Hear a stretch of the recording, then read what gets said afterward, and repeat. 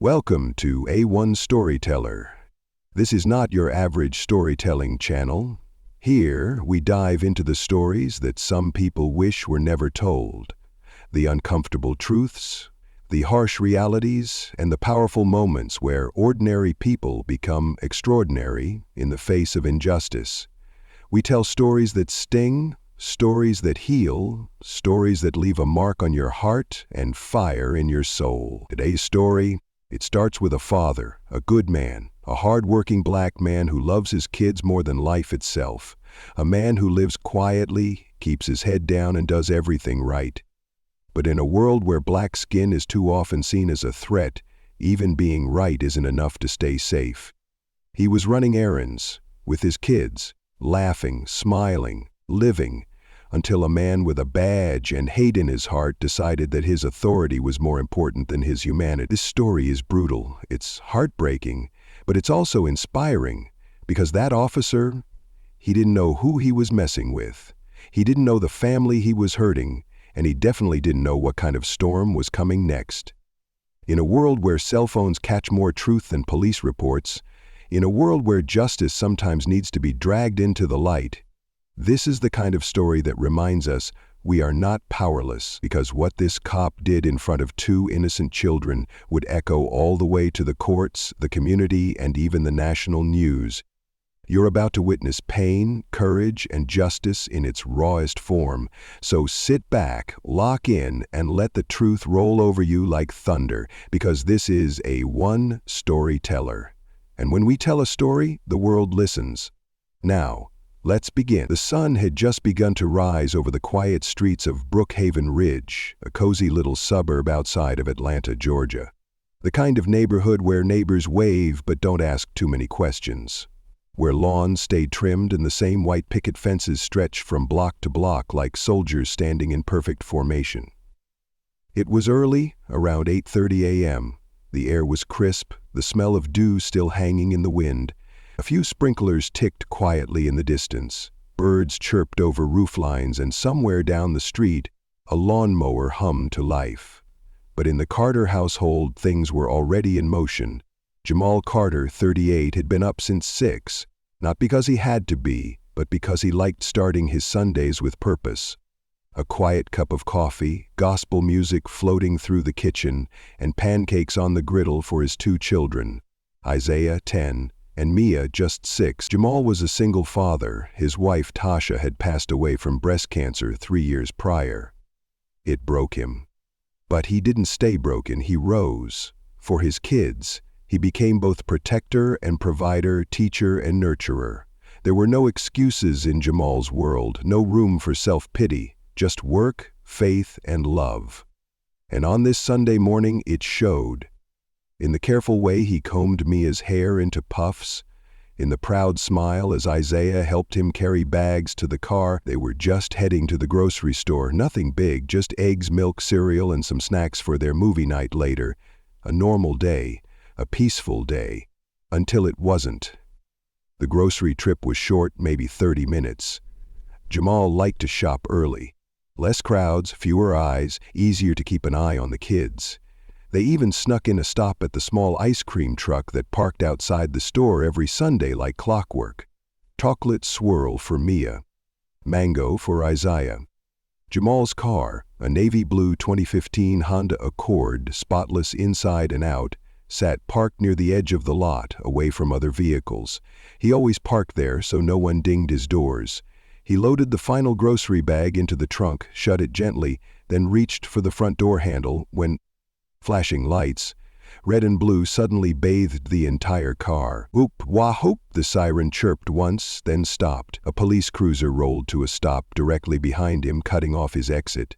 Jamal turned, confused, blinking against the strobe of lights. A tall, broad-shouldered white man stepped out of the car. Officer Rick Langston, 46, 10-year veteran of the force, and every bit of him screamed contempt. From the hard clench of his jaw to the way he adjusted his belt like he was getting ready for a fight, Jamal instinctively put both hands up. "Officer, is everything all right?" Langston didn't respond immediately. He looked Jamal up and down, his eyes stopping briefly at the tattoos on Jamal's forearms. ink that commemorated his late wife and his Marine father, not that it mattered to Langston. "License and registration?" "Of course, sir," Jamal said, trying to keep his voice calm. "May I ask what this is regarding?" Langston stepped closer, his shadow stretching over the hood of the Honda. "You match the description of a suspect in the area." "That old line?" Jamal blinked slowly, trying not to react. "I've just come from the Kroger. I've got my kids in the car. We haven't been anywhere else." Langston's hand dropped to the butt of his gun. "Are you refusing to comply?" "No, sir," Jamal said quickly, reaching slowly into his back pocket and producing his wallet. "Here's my license." Langston snatched it, barely looked at it before tossing it carelessly onto the hood. "Get out the car." "Sir?" "My kids. I said get out of the vehicle." Isaiah and Mia looked up from the back seat, their smiles gone. Isaiah's little hands gripped the seatbelt tight. Mia leaned toward the window, eyes wide. Jamal stepped out. Slowly, hands visible, every movement measured, cautious, and that's when Langston struck. With no warning, no further words, he grabbed Jamal by the collar and spun him around, shoving him face first against the hood. Groceries spilled from the open trunk. A bag of apples tumbled onto the asphalt and rolled under the car. Jamal's head hit metal. "Hey, what are you doing?" he cried out. Langston didn't care.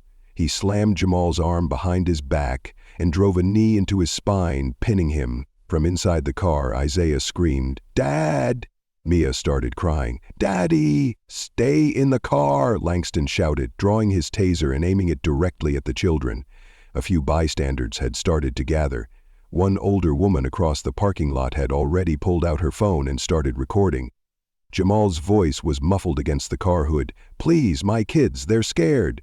"You should have thought about that before resisting arrest," Langston snarled, pressing harder. "But I didn't resist." The thwack! Langston hit him in the ribs with his baton. Jamal groaned in agony, his knees buckling. One of the eggs had fallen and cracked open near Jamal's hand. Yolk ran down the pavement. It looked just like blood. And all the while, Isaiah sat frozen in the car, holding his sister, whispering, "It's okay. It's okay. Just stay down." But it wasn't okay. Not even close. The screams of the children pierced the morning air like sirens. The world had slowed down. Seconds felt like hours. Jamal's face was now bloodied, a small cut above his eyebrow leaking onto the car's fender. He winced with each breath.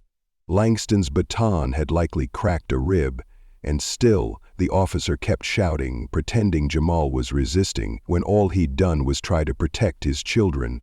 From inside the car, Isaiah watched helplessly. He reached for his father's phone in the cup holder. His little fingers shook as he unlocked the screen. The Face ID didn't register at first. His hands were sweaty, trembling. He pressed the emergency contact. "Uncle Malik," just as Officer Langston twisted Jamal's wrists into the handcuffs. The call rang once, then again, and then a voice. "This is Jamal Carter." Isaiah sobbed. "Uncle Malik, it's Daddy. He's bleeding. This cop is hurting him. Please, please help." Malik's voice went ice cold. "Where are you, Isaiah?" "Kroger. On Peachtree, parking lot. Please hurry." Malik didn't say another word. He hung up. Because some things didn't need to be said. This wasn't just police brutality. This was an assault, and it had happened in front of the most powerful witnesses imaginable, innocent children. When Jamal Carter got that call, he was sitting in his home office reviewing blueprints. A former Navy SEAL and now one of the most respected civil rights attorneys in Georgia, Malik wasn't a man who rushed into things without thinking. But the second he heard Isaiah's broken voice, he was on his feet like a bullet leaving the chamber. He grabbed his keys, slammed the door behind him, and barked one word to his smart assistant. Record. Every camera in his SUV and every device in his house went live and online. Malik knew, these days you didn't just fight for justice in court, you fought it in the cloud, where they couldn't delete the truth. He called his paralegal on the road. "Start a file. His name's Rick Langston, Brookhaven PD. I want everything, body cam history, complaint records, use of force reports, all of it. Call Ms. Ramirez. Have her meet me with press contacts at the Kroger lot." His voice was razor sharp, cold as steel. Somebody just made the mistake of their life. Back at the grocery store, the situation was starting to change. Officer Langston had finally backed off, but Jamal was now in cuffs, his face swollen, his ribs aching with every breath. His groceries lay scattered on the pavement. The kids had finally been allowed out of the car.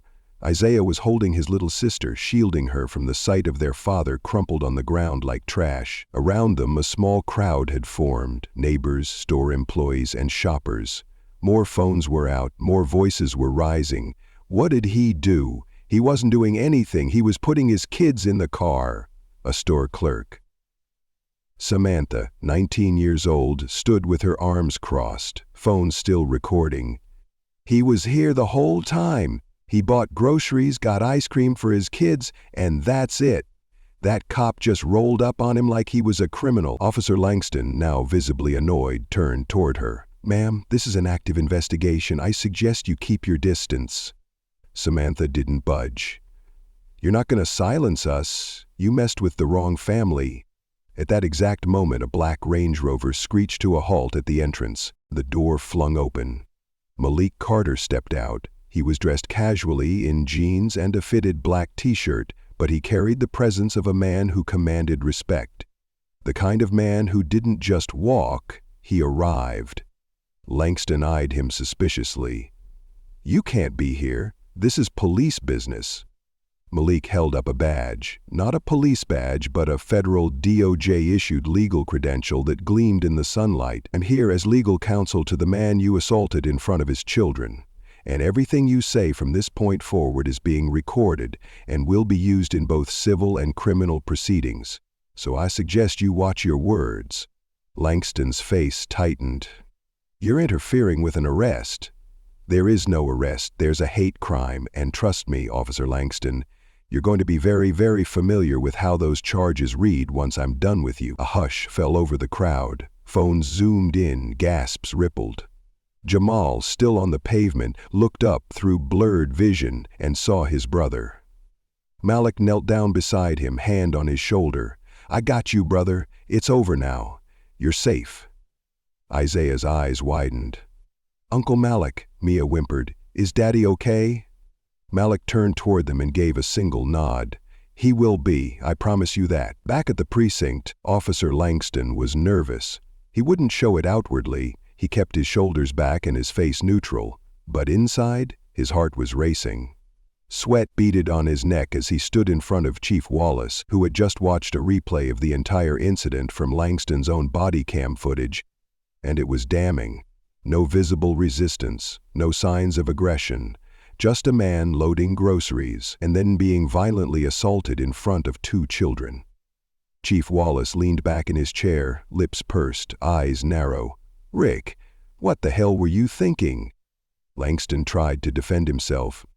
"He matched the description of—" "Don't even start with that," Wallace snapped. "The only thing he matched was the profile of someone you wanted to intimidate. The whole damn video shows it. You escalated without provocation, drew a weapon on kids, and used your baton like you were back in '92. Langston opened his mouth. "Save it," the chief growled, "because guess who just called me? The mayor. Then guess who called him? Congressman Raymond and Channel 5 News and half the internet." Langston stayed silent, face pale. "And the cherry on top," Wallace said, leaning forward now. "That man you brutalized, his brother is Jamal Carter." Langston blinked. "Who?" "The civil rights attorney who personally shredded the city of Stonebridge last year for a police corruption scandal. The guy who won that $12 million lawsuit against the State Department. The one with friends in federal places, Rick." Langston felt his stomach turn. "We're going to be on every screen in America by morning, and guess who's going to take the fall for it?" Wallace slid a folder across the desk. "Effective immediately. You're suspended. Internal Affairs is opening an investigation, and the DA's office is calling for criminal review." Langston grabbed the folder, his hands trembling. He didn't say a word, because he knew. This time, he messed with the wrong family.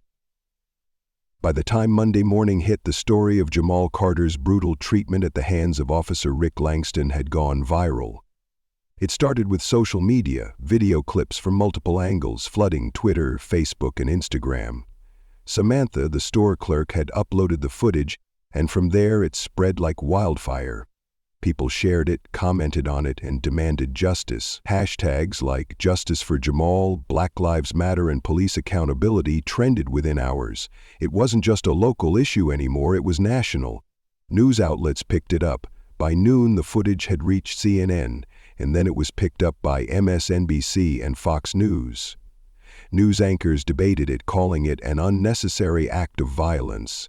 Columnists penned passionate opinion pieces about racial profiling, police brutality, and the terrifying power of unchecked authority. But the most devastating blow came from an unexpected source: the mayor's office. Within 24 hours of the incident, Mayor Ruth Bellamy held an emergency press conference. She stood at the podium, eyes tight, clearly under pressure. Her voice trembled with carefully rehearsed compassion. "I am deeply concerned by the footage of Officer Langston's actions. The incident that occurred this weekend does not reflect the values of our city," she said, pushing her glasses up the bridge of her nose. "An internal investigation will be launched immediately, and I want to make it clear that there is no room for racism or excessive force in our police department." Her carefully scripted words didn't mask the truth. There was fear behind those words. Public outrage was mounting. Social media accounts were flooding her with messages of condemnation, and protesters had begun to gather outside the police station. Jamal had become more than just a victim. He was now a symbol of everything wrong with the system, and everyone was watching. In the heart of the storm, Malik Carter was a force to be reckoned with. His legal team had filed a civil rights lawsuit against the police department, naming Officer Langston and the department itself as defendants. The goal? To hold them accountable not just for Jamal's assault, but for the systemic injustice that led to it.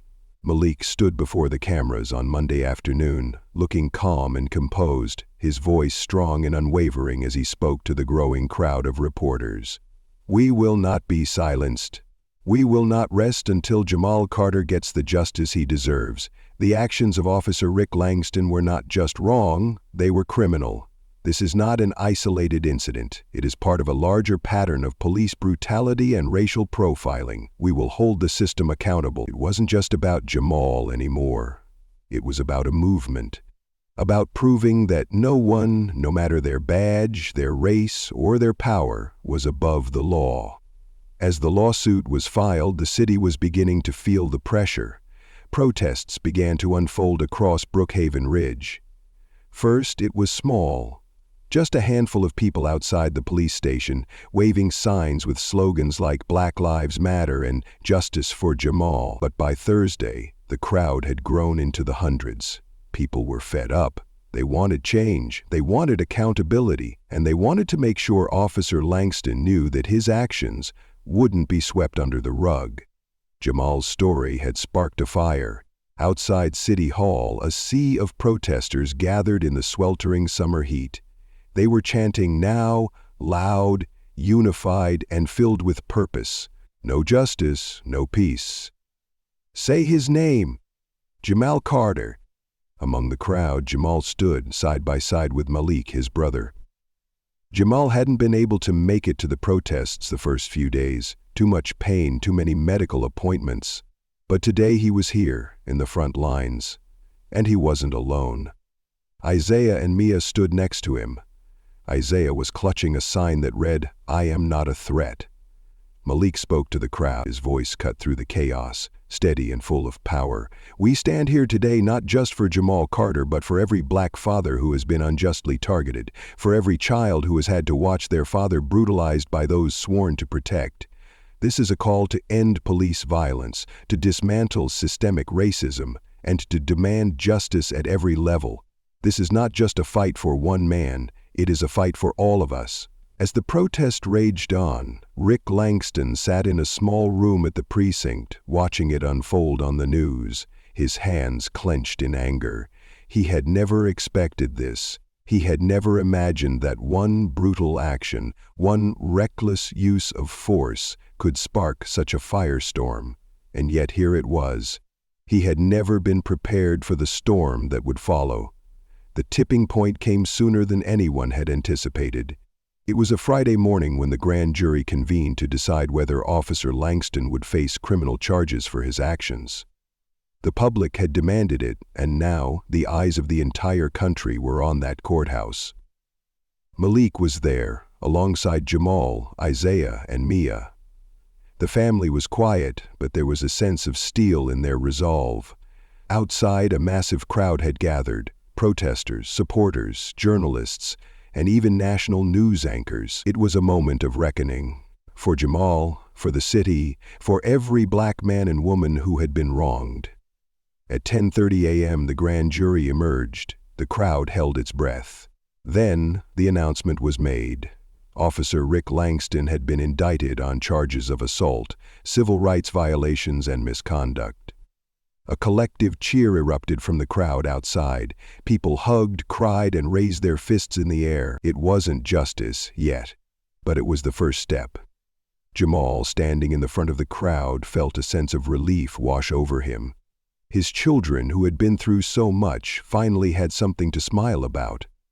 Malik turned to him, and for the first time in days, Jamal saw a smile on his brother's face. It wasn't one of celebration, but of acknowledgement. "This is just the beginning," Malik whispered. "We've got a long way to go, but we're winning." Jamal nodded, knowing deep in his soul that the fight was far from over. But today they had struck a blow for justice. The story was far from finished, but for now, they had won the first round. The day of the trial had finally arrived. It was a crisp fall morning, and the streets around the courthouse were lined with people from all walks of life. The buzz in the air was palpable, charged with anticipation. Jamal, Malik, and their family had already entered the building, flanked by reporters and supporters.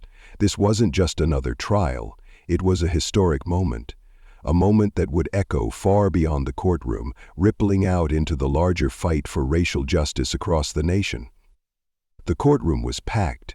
There were people from the press, activists, and even national figures. The prosecution had one goal: to show the world the brutality and malice behind Officer Langston's actions. The defense, however, was determined to fight back. They painted Langston as a man who had simply been trying to do his job, that he had acted out of fear, out of trained reflexes. But the prosecution was ready for it. Malik sat at the prosecution table, his sharp eyes watching every move. He knew the stakes. He wasn't just fighting for Jamal. He was fighting for every person who had ever been crushed beneath the weight of injustice. As the trial unfolded, the evidence was overwhelming. The body camera footage was played again and again, its brutality undeniable. But it was the testimony that truly shifted the tide. Samantha, the store clerk, took the stand and spoke passionately about what she saw. She wasn't just an observer, she was a witness to the truth. Jamal took the stand next. His voice wavered, but his words were clear and cutting. He spoke of the fear he felt, the pain in his body, but more than that, he spoke about his children. He spoke about how every black parent in America had to worry about their children's safety in a world that was often hostile to them. Even when they were doing something as simple as getting groceries. Finally, it was Officer Rick Langston's turn. As he sat on the witness stand, his hands trembled. His eyes darted nervously. He tried to justify his actions, but with every word he spoke, it became more and more apparent that his was a case of abuse of power. The jury didn't buy his story. The prosecutor's final argument was clear and powerful. This is not just a case of one man assaulting another. This is about a system that allows unchecked power to crush lives. This is about justice being delayed for too long. When the jury came back after deliberating for just a few hours, their verdict was a resounding declaration of accountability: guilty. Officer Rick Langston was found guilty of all charges. The courtroom erupted in cheers. Jamal, exhausted but relieved, held his children tightly. Malik gave him a proud nod. This was the victory they had fought for. In the weeks that followed, Langston was sentenced to prison for his crimes, and the city of Brookhaven Ridge was forced to confront its police department's failures. Reforms were promised, though the fight to ensure they would stick was just beginning. But in that moment, as Jamal stood with his family, the weight of the world seemed a little lighter. This wasn't just about one man. It was about the thousands, millions of people who had fought for justice, for truth, for equality. It was a victory. But the journey wasn't over. Thank you all for tuning in to another gripping story here on A One Storyteller. What we've just witnessed isn't just a tale of one man's fight for justice. It's the story of a brother, a father, and a community rising up against an unjust system. A story that mirrors the struggle of so many others. And even though justice was served today, we know the battle for true equality is far from over. Make sure to subscribe to A1 Storyteller for more powerful stories like this. We take you deep into the heart of human experience, showing you that sometimes the fight for justice requires more than just words. It requires action. It requires determination. And most importantly, it requires courage. If you've been moved by today's story, hit that like button, share it with friends, and leave a comment below to let us know what you think. What's your take on what happened in Brookhaven Ridge? Do you think real change is possible? Let's keep the conversation going. This is A1 Storyteller, and we'll see you next time with more stories that matter. Stay strong, stay brave, and most of all, stay engaged.